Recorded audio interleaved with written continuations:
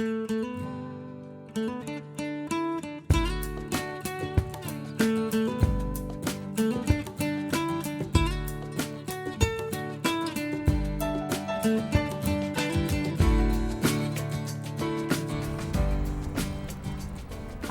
I'm Celine Yeager. You know that old saying, you never forget how to ride a bike? Well, it turns out that's only partly true. Sure, you can get on your bike and pedal, but do you really know how to drive your bike in today's traffic? Yes, I said drive your bicycle. You see, a bicycle needs to be driven just like a motor vehicle. In most states, bicycles are considered vehicles, and bicyclists have the same responsibilities and rights as motorists. That's why I wanted to spend a few minutes going over some simple tips that will improve the safety and enjoyment of your bicycling. We're going to cover all the things you need to get ready to ride in terms of equipment, and then we'll look at some bicycling handling basics. We'll teach you the 5 traffic principles bicyclists should abide by, and we'll make sure you know how to avoid hazards you might encounter on the road, bike trails, and paths. By the end of this video, you'll know how to be visible, predictable, alert, and assertive. This advice will help us keep safe on the roadways, help us avoid crashes, we'll feel more comfortable in traffic, and we'll have a great riding experience. A lot of people ask me why I ride my bike so often. There are so many answers, it's hard to choose just one. Beside the benefit of a great low-impact workout that's great for my heart and lungs, there's the pleasure of enjoying the outdoors, relaxing, saving money, and avoiding traffic and parking problems. Riding is also good for the environment. Since it doesn't burn fossil fuel, it can reduce unhealthy emissions. Cycling is great solo or with friends and family. No matter why you ride or where you're going, you need to know how to drive your bicycle with safety in mind. Let's learn from Sue, a seasoned cyclist who has an errand to run. She has asked her friend Mark to join her. Mark is a rookie, and while he thinks he knows all there is to cycling, today he'll learn a few things he never thought of. Hey Mark, glad you could come with me today. It's a great day for a ride. Okay, I'm ready to roll. Where's your helmet, Mark? Oh, it's in there somewhere. I don't think I need it. I've never crashed before. Mark, it's not just about your ability to ride. When you're on the streets, you're vulnerable to other people's driving mistakes. I'm not going to let you take that chance. A bicycle helmet can seriously decrease your chance of head trauma. Riding with me, you're going to have to be smart and ride safely. Besides, we need to be a role model for the kids and wear a helmet every time we go out. Okay, let me go dig it up. It's here somewhere.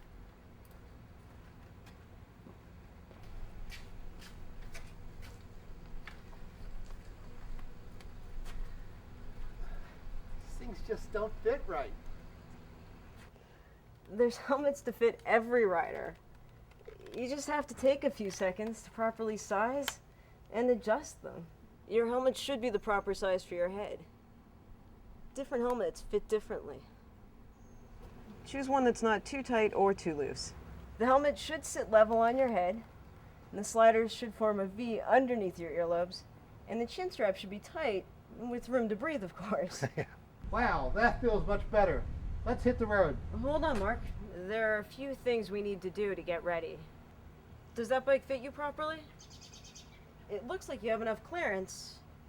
You don't want to ride a bike that's too big or too small for you. You should have 1 to 2 inches between you and the bike's top tube. On mountain bikes, with sloping top tubes, you need 3 to 5 inches. Your seat height is correct. Your knees should have a slight bend when your pedal is in the downmost position. You'll maximize your efficiency this way and prevent knee injury. Now, one more thing. Something you should always do, even if you're just going out for a short ride, you should always do the A.B.C. quick check. Well, what's that? Can't we just go? Hold on, it only takes a minute. And judging by the dust on your bike, it hasn't been checked in a while. Hop off, I'll show you. Oh. The A.B.C. quick check is easy to remember. A stands for air. Check the pressure in your tires to make sure they aren't too soft. Riding on soft tires can ruin your wheel rims. Also, low pressure could cause a flat. You can check with the inflation rating, which should be printed right there on the edge of the tire. You can also check with a pressure gauge. Most good bike pumps have one built in. B stands for brakes. Squeeze and test the brakes to make sure they're going to stop you. You want to be sure the brake lever doesn't come closer than a thumb's width from the handlebars. If your brakes are worn or too loose, take it to a mechanic from a good bike shop. Let them fix it. Be sure the brakes aren't rubbing and that the wheel is spinning freely. C stands for cranks, chain, and cassette. Grab both crank arms and do the wiggle test. Make sure they're tight. You also want to give a quick revolution to the cranks. Make sure the chain spins smoothly on its rear cogs. Quick, if your bike has quick release levers at the wheel hubs, make sure they're closed tightly. Wheels should be seated snugly in the dropouts. Check the seat binder too if it has a quick release lever. Last is check. Check your bicycle. Do a brief test ride. Make sure everything is working properly and that nothing is loose. Okay. If there's anything wrong you can't fix, be sure to take your bike to a good mechanic. It's also important to wear eye protection. We can be traveling at speeds that can turn a simple bug into a blinding torpedo. Blinding torpedo. You probably want gloves and sturdy shoes too. Speaking of gear, do you have a light in case we run late? Should I bring a sleeping bag too? No, I'll be fine. I've got extra gear in case you need it. We will need white front headlights and rear red reflectors to help make us more visible at times when it's hard to see us. And when it's foggy or rainy at dawn or dusk or at night. Besides, it's the law. What does the law have to do with us on bicycles? Bicycles are given the same rights and must follow the same rules as motor vehicles when on the roadway. We're going to follow the rules of the road to stay safe. We're going to operate on the road pretty much the same way as if we were driving a car. You wouldn't go driving a car without lights at night, would you? No, of course not. Okay, power pedal up. What? That means standing over your bike with the pedal you're going to push down on first in the up position. Okay, great. Use your dominant foot to step down and place the other foot on the other pedal. Oh, like that, okay. Whether you're riding the bike path, leaving from your house for an easy spin, or riding a 20-mile commute to work, you will encounter traffic, other riders, vehicles, and pedestrians. One of the keys to your safety is your ability to handle your bike, to balance, steer, turn while scanning for hazards, and to control your speed. Bicycles have a certain challenge when they're on the roadway. To be visible, be predictable, be alert, and be assertive. Man, this is a lot more involved than I thought. Maybe we should practice riding around a bit. It's been a while since I've been riding. While you're riding, you should constantly be scanning to your left, to your right, and in front of you to watch for hazards. A basic scanning skill is looking back over your shoulder while steering straight. It's a good idea to practice that, like here in this empty line. Okay. It's a good idea to practice safe braking. You want to use a combination of the front and rear brakes. Too much front brake can throw your body weight forward, throwing you over the handlebars. Oh, gee. Practice using your front brake as you improve your braking control. If your rear wheel starts to skid, ease up on the front brake. If you have to stop quickly in an emergency situation, you use both brakes and shift your weight back over the rear tire. This helps you make a smooth, controlled stop in a hurry. So turning is more than just steering, it's also leaning. To turn quickly, in order to avoid a crash, there's a technique called the quick turn. Quick turns involve a quick flick of the handlebars in the opposite direction of the turn. This is also called counter steering, which helps get you leaning in the direction of the turn. Turn the wheel back quickly to complete your turn. Do not brake during a quick turn, and make sure the outside pedal is down so you don't scrape the inside pedal during the lean. So Mark, you feel a little more comfortable with your skills now? Yes. I'm glad we practiced it though. It's been a long time since I've been on a bike, but it feels really good. Cool. Well, Mark, you might feel a little rusty, but just keep this in mind. Cyclists fare best when they act and are treated as drivers of vehicles. But I'm not as big as a car, or as fast. How do I act like one? You just need to know and follow 5 basic traffic principles. Come on, I'll explain them while we ride. Okay, let's go. 1. Ride on the right-hand side of the road. If cyclists ride on the wrong way, drivers can't see them, and cyclists can't see the traffic signs and signals. Cyclists need to obey all traffic signs, signals, and roadway markings. Riding in the wrong direction instead of with traffic can cause a crash. 2. Obey traffic laws. You should obey all traffic signs, lights, and roadway markings. Yield to traffic when crossing a more major roadway from a smaller road, just as you would in a car. Take care when riding out of driveways. Even when in a group, each cyclist should stop separately at stop signs. We follow these traffic laws just like when we're driving motor vehicles. This helps others better predict our actions.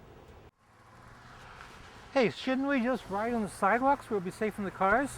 Now, in some places, it's illegal to ride on the sidewalk, especially in most downtown areas, so I think we'll generally stay off the sidewalks. Okay. Crossing streets or driveways from sidewalks can also be dangerous. Crossing roadways from the sidewalk requires extra caution because motorists may not expect you in the roadway. On a sidewalk, you might also come into conflict with pedestrians and animals, or even a fire hydrant, mailbox, or light post. 3, position according to destination. If you're riding in the road, you want to be in the rightmost lane that serves your destination. So we're going to make a left up here. Which lane do you think we want to be in, Mark? In the right-hand side of the leftmost lane. Exactly. Let's break it down. We're going to split each lane into thirds. Each lane has a right 1/3, a middle 1/3, and a left 1/3. Usually for a right turn, take position 3, but don't hug the curb. Straight ahead riding, you want to keep a nice straight line in position 2. Your position on the roadway indicates to others your destination. Straight through cyclists should look over their left shoulder, yield if necessary, and move into the center of the lane to help others see that you're not turning and preempt the cars from turning right and cutting you off. Left-turning cyclist moves to the center of the lane if there is only one lane, or stays on the right-hand side of the rightmost left turn lane if there is a dedicated lane for left turners. It's also best to take the lane if you're going the speed of traffic or if the lane is too narrow to share. Take the lane, what does that mean? Taking the lane means riding in the center of the lane, but only after you've checked over your shoulder to make sure it's safe to ride in the center. Ride at least a door's width away from parked cars. We should generally ride single file, but since there's plenty of room for others to pass here, it's okay to ride 2 abreast. If you're ever in doubt, you can check your local bike laws. In fact, it's a good idea to check the bike laws wherever you're riding. Okay, I can do that. Hey Mark, we're gonna hang a left up here. Before we change lanes, you wanna yield, scan for traffic, and then take the lane. What about hand signals? Use hand signals if possible. You should always use head movements and eye contact. When you turn your head to look in the direction you want to move, that sends a strong signal to others that you're preparing to make a move. To avoid objects and double parked cars in your lane, look over your shoulder before making a distinctive change of position within your lane.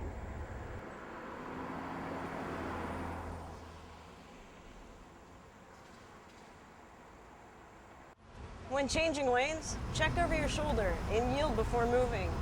Each lane change requires 2 shoulder checks and 2 yields. Use the same technique when moving back to the right.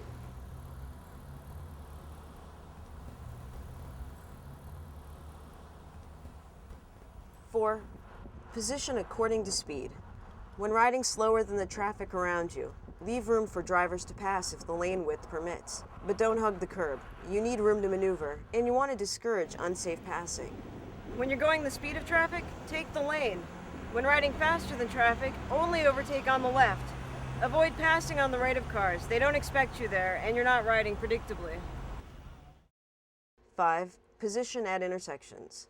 I forget, what do we do at intersections? Just remember the rule of thirds. Right turners take the right 1/3 of the lane.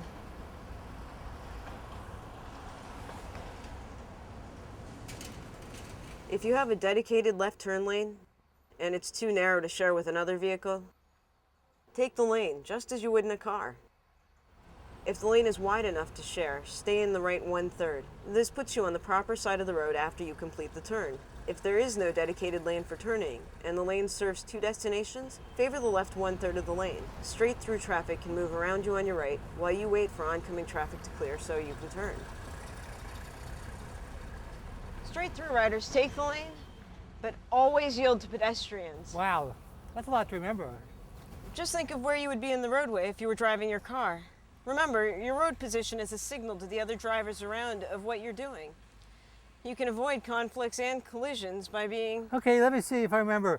We'll be first, visible, second, predictable, third, alert, and then fourth, assertive. What do you do about things you can't predict, like these bricks in the road? You have to be aware of the road surface conditions. If it's wet or there's gravel, you could fall. The road is constantly changing, so it's best to keep your eyes gliding back and forth across the road surface. You are scanning or looking around for traffic hazards and animals, but you can never forget to look for ruts, holes, bumps, rocks, and other stuff on the road. There are a few road hazards I've learned to look out for. There's typically gravel near corners. Metal surfaces get slippery when wet. Drain grates are really dangerous with thin tires. Train tracks also require caution. Cross at a right angle. What if a car turns right suddenly and cuts me off? Collisions can be caused by motorists who pass cyclists and then cut them off by turning right. Another common motorist error is a left turn in front of an oncoming cyclist. Here's the best way to react to these motorist errors. We know that turning the bike is faster than stopping. If a car is turning right into you, quick turn tightly. Always look and listen for signs that a car may make an abrupt turn, anywhere such a turn is possible. Look at the front wheels and look for a place to do the quick turn maneuver. Our friends are making good progress through town. If you've been out riding in your town, you may have noticed there are more bike lanes and paths appearing in communities, and it's important to know how to ride there as well as on roads without special provision. Trails offer an opportunity to ride in different locations and conditions. However, bike lanes, paths, and trails are sometimes not as well maintained as roads. Bike lanes are basically travel lanes on the road, which are reserved for bikes. Ride in the bike lane if it allows you to follow the advice we have given about riding in traffic. Don't think it gives you immunity from someone opening a car door into your path. So ride well out of the door zone and always be alert to possible turning vehicles at intersections. If the bike lane is blocked or has a surface defect or hazard, scan, signal, then change lanes to ride outside the bike lane. Make left turns as if the bike lane did not exist, from the left side of the lane that will turn, or from the left turn lane if a turn lane exists. If you're proceeding straight at an intersection, move into the center of the straight-through lane to discourage motorists from turning right from your left side.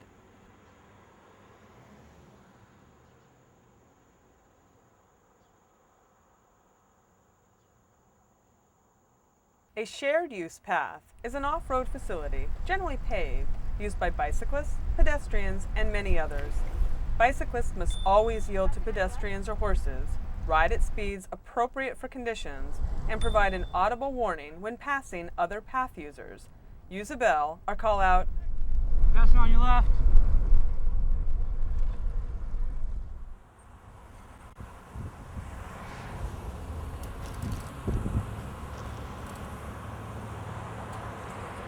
Remember, Mark, when it rains, you need to dress appropriately. You don't want to overdress and get too warm. You also need to be extra careful on the roads when the roads are wet. Avoid riding through puddles. You never know what they might contain. Oh, okay. Just like with a motor vehicle, wet brakes take longer to stop, so give yourself plenty of room. Ride slowly and without turning when crossing wet grates or metal surfaces. Turning your wheels on wet metal increases the chances that you'll slip. Hey, Sue, did you say something? Hey, Sue? No, I wasn't talking, because when climbing a hill, you should climb single file. Well, at least it stopped raining at last. Over the crest of the hill, ride as far right as possible. On curvy, narrow descents, take the lane. Hey, Mark, you should probably put this on. It is the law. Oh, can you get a ticket if you violate the law? You bet. Law officers can give you a ticket. It's the law, but more importantly, it's your life. all state laws require a white front headlight. This is to make you visible from the front. A red rear reflector to make you visible from behind. Ankles and pedals should be lit with reflective tape to help motorists identify you as a cyclist on the road. If you don't use the proper lighting and wear the proper clothing and gear when riding in low light situations, you'll be almost invisible to motorists and pedestrians. A low-level light or reflector that's picked up too late by a car's headlights won't help you. You need to be detected, recognized, and avoided at all times. It's as much your responsibility to be safe and be seen in the dark as it is for other vehicles not to overlook you. It's important to be seen in low light conditions as well. Dawn or dusk, fog and cloudy days. This is just like all other vehicles, only consider yourself even more vulnerable than if you were in a closed vehicle. Be extra cautious. Remember, Mark, cyclists fare best when they act and are treated as drivers of vehicles. Wow, that was a great ride, Sue. I learned a lot about driving in traffic. I feel much more comfortable bicycling on the road. I can handle traffic now. I think I'll be using my bike a lot more now that I know how to ride like the rest of traffic. That's great, Mark. I'll give you a call the next time I'm going out for a ride.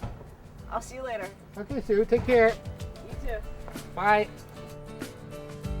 More and more people want to ride safely and enjoy bicycling for fun, fitness, and as a mode of transportation. The only way you can prevent crashes and falls is to drive your bike in a safe manner. At all times, be visible, be predictable, be alert, be assertive. Bicycling is fun, but it requires all your concentration. It requires using a helmet, lights, and bright colored clothing, and a bicycle in good repair that's properly fit to you. It requires you follow the traffic principles and be prepared to avoid hazards. This film was produced by the League of American Cyclists. I'm Celine Yeager. Ride safe.